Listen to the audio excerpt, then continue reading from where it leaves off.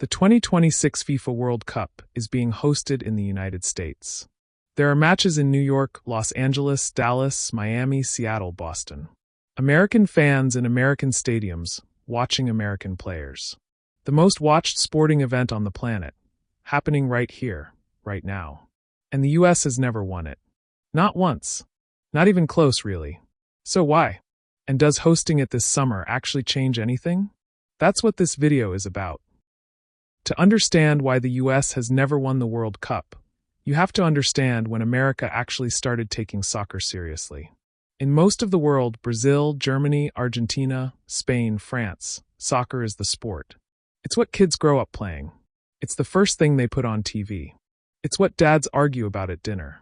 The culture runs deep, and it runs for generations. In the US, that role has historically been filled by football, basketball, and baseball. Soccer was kind of an afterthought. Youth soccer existed, but it wasn't the path to glory. The best American athletes weren't choosing soccer. They were going to the NFL, the NBA, the MLB. So while countries like Brazil were producing world-class players for decades, building systems, academies, entire cultures around the sport, the US was essentially starting from scratch every few years.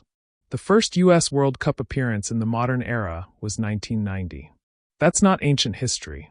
That's the same year Macaulay Culkin was in Home Alone.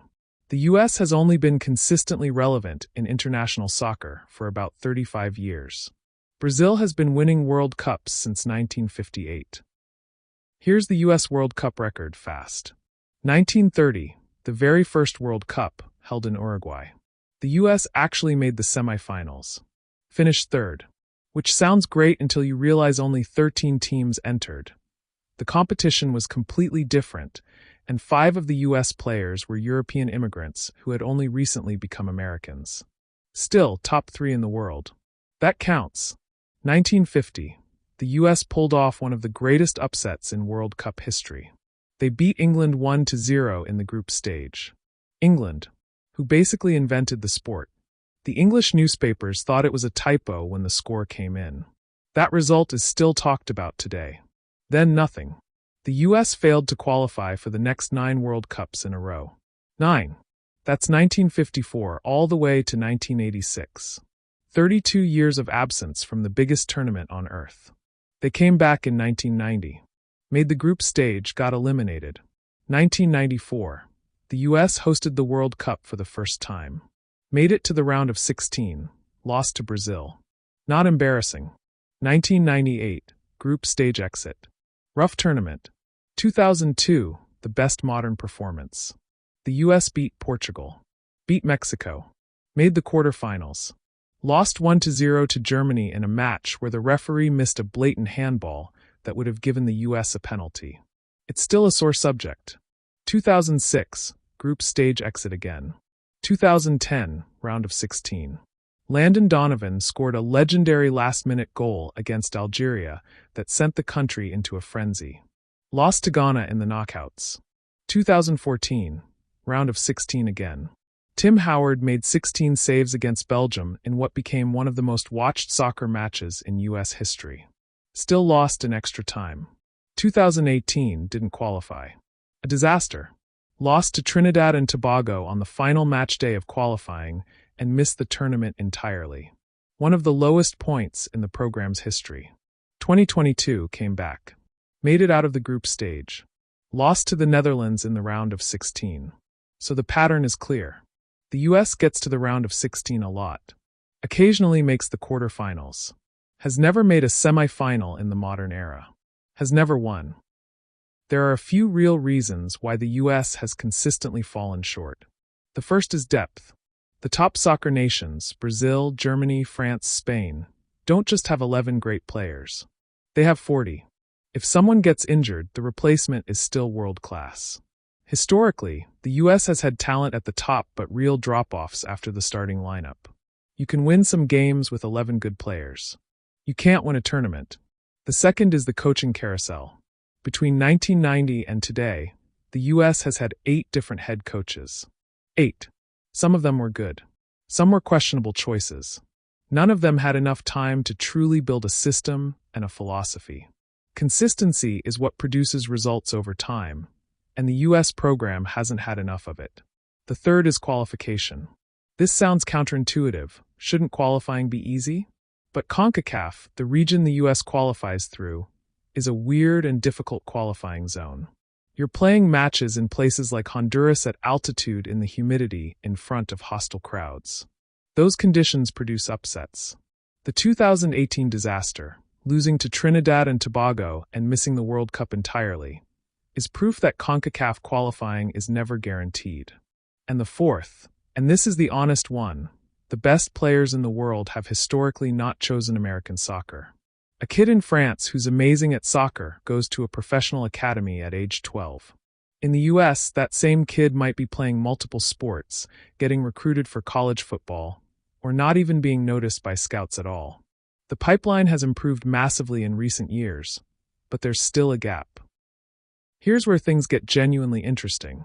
The current US squad is, by a significant margin, the most talented group the program has ever put together. And that's not hype, it's just what the numbers show. Christian Pulisic plays for AC Milan in the Italian Serie A, one of the top leagues in the world. He's the undisputed star of this team, quick, creative, capable of scoring from nothing. He's been the face of American soccer for years, and this tournament is his biggest stage yet. Weston McKennie plays in the Premier League.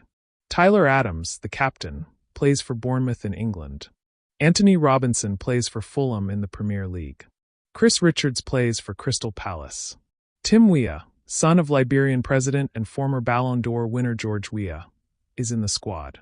Ricardo Pepi has scored more than 55 league goals in Europe over the last 4 seasons. These aren't players scraping into mid-table European clubs. These are starters and key contributors at genuinely competitive teams in the best leagues on earth. That is new for the US. The coach is Mauricio Pochettino, former manager of Tottenham Hotspur, Chelsea, and Paris Saint-Germain. A world-class manager who has worked with elite players his entire career. Also new for the US. The group stage draw put the US in Group D alongside Paraguay, Australia, and Turkey. It's not a walk in the park, but it's also not France, Germany, Brazil. Advancing from the group stage is very realistic. And then there's the home crowd factor. Playing in front of 60, 70, 80,000 American fans in stadiums in LA, New York, Kansas City. That is a genuine advantage. It won't win matches on its own, but it matters. Ask any player who's experienced a home World Cup crowd. Honest answer? Probably not this year. Winning the World Cup means beating 7 of the best teams on earth in a row, including almost certainly one of Brazil, France, England, Argentina, Germany, or Spain somewhere along the way. Those teams have generations of World Cup experience, deeper squads, and more established systems. But making the quarterfinals? Very realistic. Making the semifinals for the first time in the modern era? Not impossible. And if they somehow make a final, on home soil in front of a US crowd, it would be one of the greatest moments in American sports history. Full stop. The more honest framing is this. 2026 is not necessarily about winning.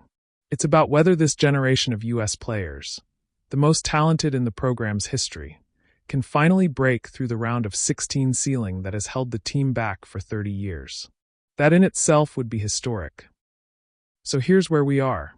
The US has been playing World Cup soccer in the modern era since 1990. In that time, they've made the round of 16 4 times, made the quarterfinals once, missed the tournament entirely once, and never gone further than the last 8. 2026 is different for 3 reasons. The best squad the program has ever assembled, a world-class manager in Pochettino, and home soil advantage in front of American fans for the first time since 1994. Does that add up to a World Cup win? Almost certainly not. Does it add up to the deepest run this generation has ever seen? There's a real argument for yes. The opener is June 12th. USA versus Paraguay. 9 p.m. Eastern. On Fox. Watch it. Even if you've never watched soccer in your life, watch that game. Because if this team does something special this summer, you'll want to say you were there from the beginning. Next video. Every position on the field explained. What each player actually does and why it matters. Same deal, no fluff. Subscribe. See you there.